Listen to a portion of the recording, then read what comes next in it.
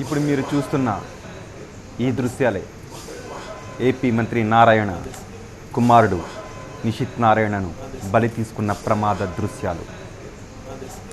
Car నేరుగా వచ్చి metro పిల్లర్ను ఢీకొడుతున్న ఈ ప్రమాద దృశ్యాలు సీసీ కెమెరాలో రికార్డ్ అయ్యాయి.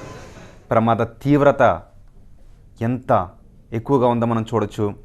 ప్రమాదానికి గురైన వెంటనే కారు ఒక్కసారిగా గాల్లోకి లేచిపోయింది. ఆ తర్వాత ప్రమాదానికి గురైన కార్ ఏ స్థితిలో ఉందో మనం మొదటి బాక్స్లో చూస్తుంటే తెలుస్తోంది. ఈ ప్రమాదమే ఇప్పుడు మీరు చూస్తున్నారే, ఈ ప్రమాదమే మంత్రి నారాయణ కుమారుణ్ణి బలి తీసుకున్న భయానక ప్రమాద దృశ్యాలు. నారాయణ కుమారుడు నిషిత్తో పాటు అతని స్నేహితుడు రాజాను బలి తీసుకున్న ప్రమాద దృశ్యాలు ఇవి.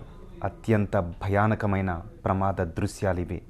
తెల్లవారుజామున 2 గంటలు దాటిన తర్వాత వాళ్ళు ప్రయాణిస్తున్న కారు వేగంగా వచ్చి మెట్రో పిల్లర్ను ఢీ కొట్టడంతో ఒక్కసారిగా కార్ గాల్లోకి లేచిపోయింది. లోపల ఉన్న నిషిత్ స్నేహితుడు తీవ్ర గాయాల పాలయ్యారు. డాక్టర్లు చెబుతున్న సమాచారం ప్రకారం 10 నిమిషాల్లోనే, ప్రమాదం జరిగిన 10 నిమిషాల్లోనే నిషిత్ నారాయణ ప్రాణాలను కోల్పోయాడు. సరిగ్గా ప్రమాదం జరుగుతున్న ఆ క్షణంలో, ఆ సమయంలో ఎలాంటి దృశ్యాలున్నాయి? వేగంగా వస్తున్న కార్ మెట్రో పిల్లర్ను ఢీ కొట్టిన వెంటనే గాల్లోకి లేచిపోయింది.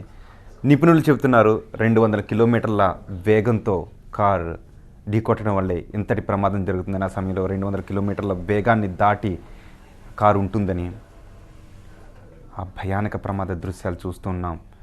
దీంతో అది హై ఎండ్ కార్ అయినప్పటికీ, సెక్యూరిటీ ఫీచర్స్ అధికంగా ఉన్న కార్ అయినప్పటికీ, ఎయిర్ బ్యాగ్స్ తెరుచుకున్నప్పటికీ వాళ్ళ ప్రమాదాన్ని మాత్రం, తీవ్రతను మాత్రం అరికట్టలేకపోయాయి.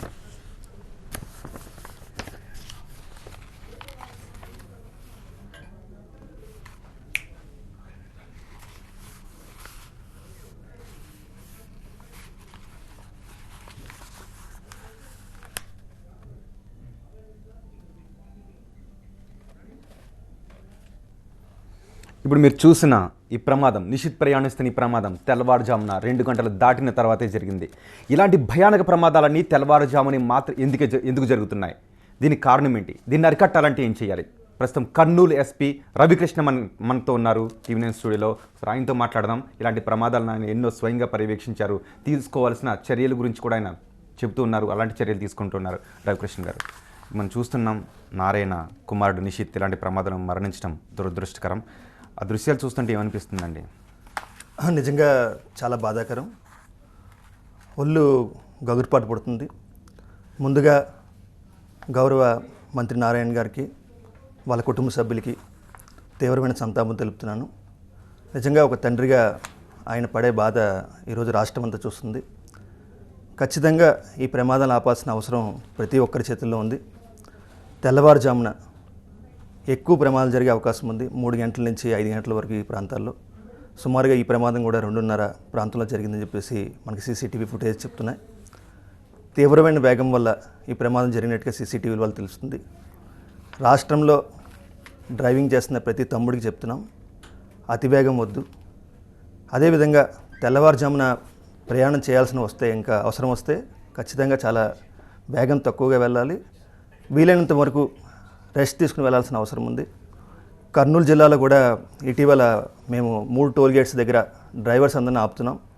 ఎర్లీ అవర్స్లో 2:30, 3 ఆ ప్రాంతంలోని 6 గంటల దాకా ఆపి వాళ్ళకు కొంచెం కౌన్సిలింగ్ చేసి ఎవరైనా డ్రంక్ అండ్ డ్రైవ్ చేస్తే వాళ్ళకి కేసులు పెడుతున్నాం. అదేవిధంగా డ్రైవర్కి ఒక కప్ టీ కూడా ఇస్తున్నాం. వాళ్ళు ప్రశాంతంగా ఇంటికి వెళ్ళాలని వాళ్ళ ఇంటి దగ్గర వాళ్ళందరినీ ఎదురు చూస్తున్నారని మేము చెప్తున్నాం. అదేవిధంగా హైవే మీద చాలా గ్రామాలు ఉన్నాయి. గ్రామాల్లోని ఎద్దులు అవన్నీ కూడా రోడ్ల మీద రావడం వల్ల చాలా ప్రమాదాలు జరిగినాయి. గత సంవత్సరంలో కూడా 2016లో కర్నూలులో ఎక్కువ ఈ రోడ్డు ప్రమాదాలు నమోదైనాయి. దానికి సంబంధించి డోన్ పోలీసులు మేమంతా కలిసి ఇప్పుడు గ్రామాల్లో ఈవెన్ ఎద్దులు రోడ్డు మీదకి వచ్చినప్పుడు వాళ్ళ ఎద్దు కొమ్ములకు కూడా రేడియం స్టిక్కర్ వేస్తున్నాం, రేడియం రంగు వేస్తున్నాం. ప్రమాదం అరికట్టడానికి అన్ని రకాల జాగ్రత్తలు తీసుకుంటున్నాం. ఈ ప్రమాదం సీసీటీవీ ఫుటేజ్ చూస్తుంటే నిజంగా చాలా బాధ కలుగుతుంది. నిజంగా అంటే ఆ సమయంలో నిద్రపోయి ఉండొచ్చా అండి? నేరుగా వెళ్ళి మెట్రో పిల్లలు ఆ దృశ్యాలు చూస్తుంటే నేరుగా వెళ్ళి అంటే ఒకే స్పీడ్తో వెళ్ళి దర్యాప్తు ఆ అధికారులు చేస్తున్నారు, మనం దాని గురించి ప్రత్యేకంగా చెప్పలేము. కానీ ఫుటేజ్ చూస్తుంటే అతివేగంగా వెళ్ళినట్టు తెలుస్తుంది. నిద్రపోయే అవకాశం కూడా ఎక్కువ ఉంది. ఎందుకంటే ఇంకా చాలా గణాంకాలు రీసెర్చ్లు చెప్తున్నాయి, ఒక ప్రమాదం జరగాలంటే ఇంకా సెకండ్లో 30వ వంతు, సెకండ్ కూడా కాదు, సెకండ్లో 30వ వంతు సమయం సరిపోతుంది చెప్తూ ఉంటారు. సో అటువంటి ప్రమాదం జరగడం నిజంగా బాధాకరం. ప్రతి సంవత్సరం కూడా దేశంలో సుమారుగా 140,000 మంది ఇలా రోడ్డు ప్రమాదాలు చనిపోతున్నారు.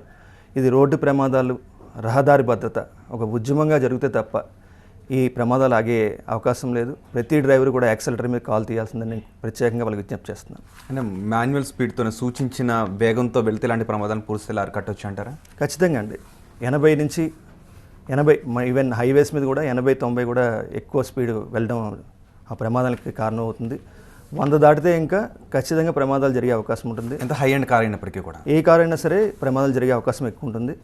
ఎందుకంటే ఇంకా మన భారతదేశ పరిస్థితుల్లో మన రోడ్లు గమనిస్తే ఇంకా ఎక్కువగా పశువులు కూడా, గొర్రెలు కావచ్చు, బర్రెలు కావచ్చు, గేదెలు కావచ్చు, అవన్నీ కూడా రోడ్ల మీదకి వస్తుంటాయి. నేను గతంలో ఒకసారి ఆస్ట్రేలియా వెళ్ళినప్పుడు చూశాను. అక్కడ హైవే మీద ఎట్టి పరిస్థితుల్లో కూడా ఒక్క పశువు కూడా రోడ్డు మీదకి రాకుండా వాళ్ళు కంచెలు నిర్మాణం చేశారు. అటువంటి పరిస్థితులు మన హైవేల మీద లేవు కాబట్టి ఖచ్చితంగా మనం జాగ్రత్తలు తీసుకోవాలి. 2011లో కొమ్మటిరెడ్డి వెంకటరెడ్డి గారు ఆయన కుమారుని కూడా ఇలాగే రోడ్డు ప్రమాదాలు కోల్పోయారు. దానికి కూడా అప్పుడు కారణం ఒక గొర్రె అడ్డొచ్చిందని చెప్పేసి కారుకి ఆ రోజు పేపర్లో మనం చదవడం జరిగింది. సో ఇటువంటి పరిస్థితులు ఉన్న సమయంలోని ఎట్టి పరిస్థితుల్లో కూడా హైవే మీద కూడా తగిన జాగ్రత్తలో తక్కువ వేగంతో వెళ్ళాలని మనం జాగ్రత్తలు తీసుకుంటేనే ఈ ప్రమాదాలు అరికట్టడం జరుగుతుంది. కేవలం ఎలాంటి ఏర్పాట్లు ఉన్నప్పటికీ కూడా వేగ నియంత్రణ ఒక్కటే ప్రమాదాలను అరికట్టే సూత్రం. వేగ నియంత్రణ, మద్యం తాగి వాహనం నడపడం, నిర్లక్ష్యం, అదేవిధంగా కొన్ని సమయాల్లో వాహనం డ్రైవర్ నిద్రపోయే అవకాశం ఉన్న సందర్భాలు ఉదయం కావచ్చు, అదేవిధంగా సాయంత్రం సమయాల్లో కూడా ఎక్కువ ప్రమాదాలు జరుగుతుంటాయి 3 నుంచి 6 వరకు. ఆ సమయాల్లో కూడా కొంత జాగ్రత్తలు తీసుకుంటే ప్రమాదాలు అరికట్టచ్చు. మన రోడ్డు భద్రతా ప్రమాణాలు ఏ విధంగా ఉన్నాయండి? అసలు ఇండియాలో మన భద్రతా ప్రమాణాలు ఏ విధంగా ఉన్నాయని చెప్పుకోవచ్చు అంటారు? భద్రతా ప్రమాణాలు అంటే ఇంక కొంతవరకు ఉన్నాయి. ఇంజనీరింగ్ డిఫెక్ట్స్ కొన్ని చోట్ల ఉన్నాయి. అదేవిధంగా గౌరవ డీజీపీ గారు, మా ఆంధ్రప్రదేశ్ రాష్ట్ర డీజీపీ సాంబశివరావు గారు మాకు ఇటీవల కాలంలో రోడ్ సేఫ్టీ మీద ఒక సెమినార్ కండక్ట్ చేశారు. చాలా సూచనలు ఇచ్చారు. రాష్ట్ర వ్యాప్తంగా డ్రైవ్స్ చేపడుతున్నాం. ఇటీవల కాలంలోని సీట్ బెల్ట్ పెట్టుకోమని చెప్పేసి అందరికీ ఒక ప్రత్యేకమైన డ్రైవ్ చేపట్టాం. అదేవిధంగా బ్రెజిలియా కన్వెన్షన్ ప్రకారం 50% రోడ్డు ప్రమాదాలు తగ్గించాలని డీజీపీ గారు కృతనిశ్చయితో ఉన్నారు. మా అందరికీ గైడెన్స్ ఇస్తున్నారు. ఖచ్చితంగా ఎడ్యుకేషన్, ఎన్ఫోర్స్మెంట్, ఇంజనీరింగ్ ఎక్కడైనా బ్లాక్ స్పాట్స్ ఉంటే అవన్నీ కూడా అన్ని శాఖలు కలిసి సమన్వయంగా పనిచేస్తేనే రోడ్డు ప్రమాదాలు తగ్గే అవకాశం ఉంటుంది. పోలీస్ శాఖ తరఫున పూర్తి స్థాయిలో పనిచేస్తుంది. మీ గురించి కూడా విన్నాం, ప్రమాదం జరిగినప్పుడు ఏ టైం అయినా తెల్లవారుజామైనా కూడా మీరు నేరుగా ప్రమాద స్థలానికి వెళ్ళి పూర్తిగా దాన్ని పరిశీలిస్తారు అని చెప్పి దాంతోనే మీరు ప్రమాదాలను అరికట్టడానికి చాలా చర్యలు తీసుకుంటున్నారు. మీరు తీసుకునే చర్యలు నిజంగా టీవీ నేను అభినందిస్తుందండి. మీరు డ్రైవర్లకు ఒకవేళ డ్రంక్ అండ్ డ్రైవ్తో వాళ్ళు తాగి నడుపుతూ ఉంటే వాళ్ళపైన కేసులు బుక్ చేస్తున్నారు. అలాంటి తాకుండా నడుపుతూ తెల్లవారుజామున వెళ్తున్న వరకు ఛాయ్ కూడా ఇస్తున్నారని చెప్తారు. ఎలా వర్కౌట్ అవుతుందండి? నిజంగా మంచి అప్రిషియేషన్ వస్తుంది ప్రజల నుంచి కూడా. వాళ్ళ గురించి మీ కుటుంబం మీ గురించి ఎదురు చూస్తుంది. ఎందుకంటే నేను చాలా సందర్భాలు చూశాను. నేను సాలూరులోని పనిచేసినప్పుడు పార్వతీపురం సబ్ డివిజన్లో విజయనగరం జిల్లాలో ఫస్ట్ ఏఎస్పీగా పనిచేస్తున్నప్పుడు ఒక ఇంటికి వెళ్ళడం జరిగింది. రోడ్డు ప్రమాదం జరిగిన తర్వాత ఒక 1-2 నెలల తర్వాత అసలు వీళ్ళ పరిస్థితి ఎలా ఉంది, చనిపోయిన తర్వాత వాళ్ళ కుటుంబ పెద్ద. ఆ ఇంటికి వెళ్తే 2 చిన్నపిల్లలు ఉన్నారు. వాళ్ళిద్దరు పిల్లలు కూడా కూలి పనికి వెళ్తున్నారు. ఆమె కూడా ఒక ఇంట్లో పని మనిషి కింద మారిపోయింది, లారీ డ్రైవరు భార్య. సో అది చూస్తే మాకు చాలా అనిపించింది. నాకు పిల్లల్ని దగ్గర తీసుకుని మాట్లాడుతుంటే ఇంకా పిల్లలు చెప్తున్నారు, మా నాన్న ఉన్నప్పుడు మమ్మల్ని మంచి స్కూల్లో జాయిన్ చేశాడు, ఇంట్లో ఏ సమస్య లేదు, ఇప్పుడు అమ్మ కూడా పనికి వెళ్ళిపోతుందని. సో ఒక కుటుంబ పెద్ద చనిపోతే ఇంకా ఎంత బాధ ఉంటుందో ప్రతి ఒక్కరు కూడా ఆ బాధని మనం ఫీల్ అయితే ఇంకా ప్రత్యేకంగా మనం వాహనం నడిపేటప్పుడు ఇంకా ఎక్కువ జాగ్రత్తలు తీసుకుంటానని భావిస్తున్నాను. ఇప్పుడు మీరు చూస్తున్నాం, మనం ఇంతకుముందు దృశ్యాలు చూసాం, ఇక్కడ తెల్లవారుజామున సమయంలో నిద్ర వచ్చే అవకాశం, ప్రమాదాల్లో నిద్ర వచ్చే అవకాశం కూడా ఎక్కువ ఉందండి. ఎందుకంటే 2 గంటల 41 నిమిషాలు అది మీరు టీవీ ఫుటేజ్ చూస్తుంటే ఇంకా. సో ఒక విధానం కూడా ఆయన బహుశా నిద్రపోయే అవకాశం ఉండొచ్చు, అలసిపోయిన అవకాశం ఉండొచ్చు, ఎదురుగుండా ఏదైతే ఉన్నాయో అవన్నీ సరిగ్గా కనిపించకపోయి ఉండొచ్చు, ఇంకా బహుశా ఆ కారణాలు కూడా ఉండొచ్చు. మీరు ఇలాంటి ప్రమాదాలను చూసి చాలా విశ్లేషించుంటారు, ఎక్కువ మంది నిపుణులతో కూడా మీరు మాట్లాడుతుంటారు. ఇది high and car, bench car, అత్యంత భద్రతా ప్రమాణాలు ఎక్కువగా ఉండే కార్. కానీ అలాంటి కార్ కూడా తునాతునుకులు అయిపోయి లోపల ఉన్న వాళ్ళని కాపాడలేకపోయింది. ఎయిర్ బ్యాగ్స్ ఓపెన్ అయినప్పటికీ కూడా కారణం ఏంటంటారు? అలాంటి కార్ కూడా, అంత హై అండ్ కార్ కూడా ఎందుకు ప్రమాదం నుంచి తప్పించారు? అదే చాలా అది చూస్తుంటే ఎయిర్ బ్యాగ్స్ కూడా పేలిపోయినాయని చెప్తున్నారు. బహుశా అతి వేగం వల్ల ఇది జరిగిందని నేను భావిస్తున్నాను. ఎదుర్కొన్న ఆబ్జెక్ట్ కూడా ప్రమాద తీవ్రతను పెంచడానికి అవకాశం ఉంటుందంటారు. మెట్రో పిల్లర్ కాబట్టి, స్ట్రాంగ్ ఆబ్జెక్ట్ కాబట్టి మొత్తం అది కూడా మేజర్ కారణం కావచ్చు. ఎదుర్కొంటే జనరల్గా ఇంకొక వేరే విధానం ఏమైనా ఉంటే ఇంకా ఈ స్పీడు దాన్ని గుద్దిన తర్వాత కొంత తీవ్రత తగ్గే అవకాశం ఉండేది. ఆ పిల్లర్ వల్ల కూడా ఎక్కువ ప్రమాదం తీవ్రత పెరిగిందని నేను భావిస్తున్నాను. నిజానికి ఈ రోజుల్లో ప్రయాణ సమయాన్ని మనం నియంత్రించలేం. ఏ సమయంలో ప్రయాణించాలనేది పనులు అలా ఉంటుంటాయి కాబట్టి, అండ్ చాలాసార్లు అతివేగంతో ప్రయాణం చేయాల్సిన సందర్భం, అంటే పబ్లిక్ ట్రాన్స్పోర్ట్ వెహికల్స్ కావచ్చు, ప్రైవేట్ వెహికల్స్ కావచ్చు. పూర్తి స్థాయిలో ప్రమాదాలను నియంత్రించాలి అంటే వ్యక్తిగతంగా అండ్ ప్రభుత్వాల పరంగా ఎటువంటి చర్యలు తీసుకోవాల్సిన అవసరం ఉంటుందంటారు? ప్రధానంగా నేను భావించేది ఏంటంటే ఇంకా డ్రైవర్ తనంతట తాను అనుకోవాలి, నేను ప్రమాదం చేయకూడదు, నేను ఖచ్చితంగా వేగ నియంత్రణ పాటిస్తాను. పోలీస్ శాఖ కావచ్చు, ట్రాన్స్పోర్ట్ శాఖ కావచ్చు, ఇతర శాఖలు కావచ్చు, అన్నీ కూడా ఒక విధానం ప్రకారం ఎన్ఫోర్స్మెంట్ ఖచ్చితంగా చేయాలి. జిల్లా వ్యాప్తంగా ప్రజలకి ఎడ్యుకేషన్ చేయాలి. అదేవిధంగా ఇంజనీరింగ్ డిఫెక్ట్స్ ఎక్కడైనా రోడ్డు ప్రమాదాలు జరిగినప్పుడు ఎందుకు జరిగింది, ఆ కర్వ్ ఏమైనా తేడా ఉందా, బ్లాక్ జోన్ ఉందా, ఇటువంటివి గుర్తించి త్వరితగతిన యాక్షన్ తీసుకుంటే ఇంకా కొంతవరకు ప్రమాదాలు నివారించే అవకాశం. కానీ మన రోడ్లపైన ఇంజనీరింగ్ డిఫెక్ట్స్ చాలా ఎక్కువగా కనిపిస్తుంటుంటాయి, ముఖ్యంగా ఇండియాలో అండ్ ఏపీ తెలంగాణలో కూడా. కానీ వీటిపైన పూర్తి స్థాయిలో శ్రద్ధ పెట్టడం లేదు అనే విమర్శలు కూడా చాలాసార్లు మనకు కనిపిస్తుంటాయి, వినిపిస్తూ ఉంటాయి. అంటే ఇటీవల కాలంలోని మొత్తం జిల్లా పోలీసులే కాదు, రాష్ట్ర పోలీసులే కాదు, మొత్తం అంతా యంత్రాంగం కూడా ప్రస్తుతం ఆ దిశగానే ప్రయాణం చేస్తుంది. ఒక ప్రమాదం, ఒక మరణం ఆపాలని ప్రత్యేకంగా చర్యలు తీసుకుంటున్నాం. అదేవిధంగా సుప్రీంకోర్టు ఆఫ్ ఇండియా కూడా గుడ్ సమారిటేరియన్ గైడ్లైన్స్ ఇచ్చింది. దాని ప్రకారం ఎక్కడైనా రోడ్డు ప్రమాదం జరిగినప్పుడు దారిని వెళ్ళే వాళ్ళు చూస్తూ వెళ్ళిపోకండి, దయచేసి వాళ్ళకి సాయం చేయండి, ఏ హాస్పిటల్లో జాయిన్ చేయండి, ఎవరు కూడా క్వశ్చన్ చేయరు వాళ్ళని. జాయిన్ చేసిన వాళ్ళని ఒక శాలువాతో సత్కరిస్తాం అని పెద్ద ఎత్తున ప్రచారం చేస్తున్నాం. సో ఖచ్చితంగా నేను అనుకుంటున్నాను భవిష్యత్తులో రోడ్డు ప్రమాదాలు తగ్గుతాయి. నిజానికి ఇంతకుముందు మనం ఉన్నట్టు రోడ్డు భద్రత పైన చాలామందికి అవగాహన లేదు. పశువులు రోడ్లపైన తోలేస్తుంటుంటారు. ఎక్కడ రోడ్డు పైన అప్రోచ్ రోడ్డు పై నుంచి మెయిన్ రోడ్డుకి రావాలో చాలామందికి తెలియదు. ఎక్కడ ఎలా టర్న్ తీసుకోవాలో కూడా తెలియదు. రోడ్లపైన ఇష్టం వచ్చినట్లుగా వెళ్తుంటారు, రాంగ్ రూట్లో వస్తుంటారు. ఇలాంటివి కూడా మనకి ప్రమాదాలకు కారణమవుతున్న సందర్భాలు ఉంటాయి. వీటన్నిటి పూర్తి స్థాయి తొలగించి ఒక భద్రతాకరమైన రోడ్డు రవాణాను అందించాలంటే అలాంటి చర్యలు తీసుకోవాలి. రాబోయే ఎన్ని రోజులు మనం అలాంటి పరిస్థితిని చూసే అవకాశం ఉంటుందంట? అంటే ఇప్పుడు ఆ దిశగానే ప్రయాణం చేస్తున్నారు రాష్ట్ర పోలీసులు కానీ, జిల్లా పోలీసులు కానీ, ఇతర శాఖలు కానీ. బహుశా ఒక సంవత్సరంలోనే పూర్తి మార్పులు వస్తాయని నేను భావిస్తున్నాను. ఎస్, ప్రమాదానికి గురైనప్పుడు నడిపే వ్యక్తి చోటనే కాదు, అవతల వ్యక్తి ప్రవర్తించేటటువంటి విధానం పైన కూడా ఉంటుంది. చాలా సందర్భాల్లో అవతల వ్యక్తి నిద్రపోయినప్పటికీ వీళ్ళు ఎంత స్లోగా ఉన్నా, లేకపోతే ఎంత భద్రతగా ప్రయాణించినప్పటికీ కూడా ప్రమాదాలను నియంత్రించిన సందర్భాలు చూస్తుంటుంటాం. అలాంటి సందర్భాలు ఏం చేయాలి? తప్పించుకోలేని పరిస్థితులు ఉంటాయి. సో అక్కడ వేగ నియంత్రణ ఒక్కటే కారణం అంటారా? అంటే అది ఒకటే కాదు, ఎందుకంటే ఇంకా మనం డ్రైవింగ్ చేస్తుంటాం, మనం జాగ్రత్తగా ఉంటాం. ఎదుటి వ్యక్తి అజాగ్రత్తగా ఉన్నా సరే మన ప్రమాదం వచ్చే అవకాశం ఉంటుంది.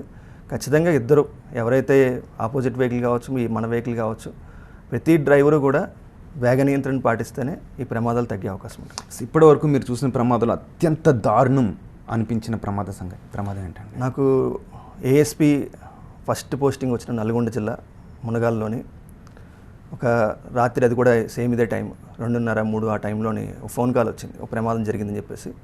మునగాల సూర్యాపేట మధ్యలోని ఒక లారీ, ఒక వ్యాన్ చాలా తీవ్రంగా ప్రమాదం గురైంది.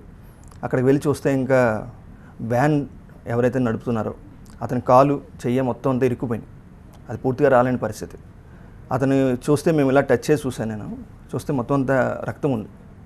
సో ఇమీడియట్గా కోదాడ నుంచి ఒక కట్టర్ తెప్పించాం, ఒక వే అంతా ఖాళీ పెట్టి తెప్పించి ఆ కట్టర్తో కట్ చేయించి అతను అంబులెన్స్ ఎక్కించి పంపించి, ఈ లోపల అతను చెప్తున్నాడు, అతను అన్న నా పని అయిపోయిందన్న, నువ్వు ఫోన్ కలపన్నా, మా ఇంటికి ఫోన్ చేయాలంటే ఇంకా ఫోన్ కల్పించాం. వాళ్ళ భార్యతో మాట్లాడుతూ యాక్సిడెంట్ అయింది కూడా చెప్పట్లేదు ఆయన. ఎలా ఉన్నారు, బిడ్డ ఎలా ఉన్నాడు, ఇట్లాగా ఆయన కొన్ని ప్రశ్నలు మాట్లాడి ఫోన్ పెట్టేశాడు. తర్వాత కట్టర్ కట్ చేసి అంబులెన్స్ ఎక్కించి కోదాడ పంపించాము. ఆ రోజు అనిపించింది ఒక ప్రాణాన్ని కాపాడామని. కానీ అతను 2 రోజుల తర్వాత చనిపోవడం జరిగింది. ఇది నేను అనుకుంటున్నాను ఇప్పుడు దాకా చూసిన నేరాల్లో, ఎందుకంటే అతన్ని కళ్ళ ముందు చూశాను, కాపాడానని ఒక ఆనందం వచ్చింది. 2 రోజుల తర్వాత అతను చనిపోవడం, నిజంగా అటువంటి సంఘటనలు, చాలా సంఘటనలు నేను రోడ్డు మీద చూశాను ఒక పోలీస్ అధికారిగా. అందుకే ప్రతి పోలీస్ అధికారి కూడా నేను ఈరోజు కూడా మా ఎస్హెచ్ఓలకి, కానిస్టేబుల్స్కి అందరికీ చెప్తున్నాం, రోడ్డు ప్రమాదం జరిగిందంటే ఇంకా గాయపడ్డారంటే ఇంకా ఖచ్చితంగా ముందు మీ ఏరియాలో డాక్టర్తో మాట్లాడండి. ఏ హాస్పిటల్ ఉన్నారో ఇమీడియట్గా వెళ్ళండి.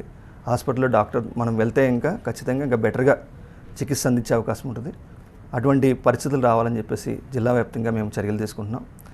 భవిష్యత్తులో కూడా ఇంకా చర్యలు తీసుకుని ఈ సంవత్సరం 2017లో కొంత రోడ్డు ప్రమాదాలు తగ్గుతాయని మేము భావిస్తున్నాం. ఒక ప్రమాదం ఒక కుటుంబంలో ఎంత అలజడిని సృష్టిస్తుందో మనం ప్రతి ప్రమాదం మనకి చెబుతూనే ఉంది.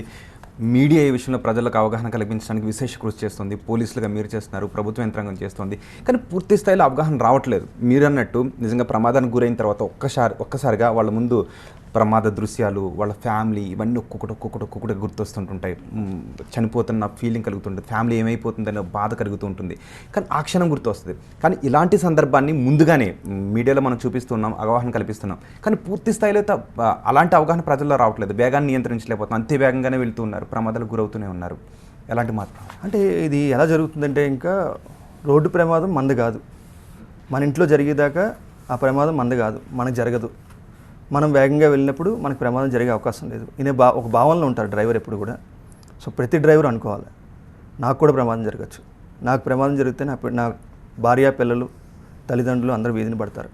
కాబట్టి నేను జాగ్రత్తగా నడపాలి అని ప్రతి డ్రైవరు అనుకుని యాక్సలేటర్ మీద కాల్ తీసి కొంచెం స్పీడ్ తగ్గించి వాళ్ళు ముందుకెళ్తే ఇంకా ఈ ప్రమాదాలు తగ్గుతాయి. ప్రత్యేకంగా డ్రైవర్లకి మనం అవగాహన కల్పించాల్సిన అవసరం వచ్చింది. ఇది రహదారి భద్రత ఒక ఉద్యమం కింద ముందుకెళ్తేనే ఇది సాధ్యపడుతుంది. ఎస్ రైట్ రవికృష్ణ గారు, థ్యాంక్ యూ. మీరు రోడ్డు భద్రత కోసం మీరు తీసుకుంటున్న చర్యలు, ప్రమాదాన్ని అరికట్టడం కోసం మీరు తీసుకుంటున్న చర్యలకు TV9 మిమ్మల్ని అభినందిస్తుంది.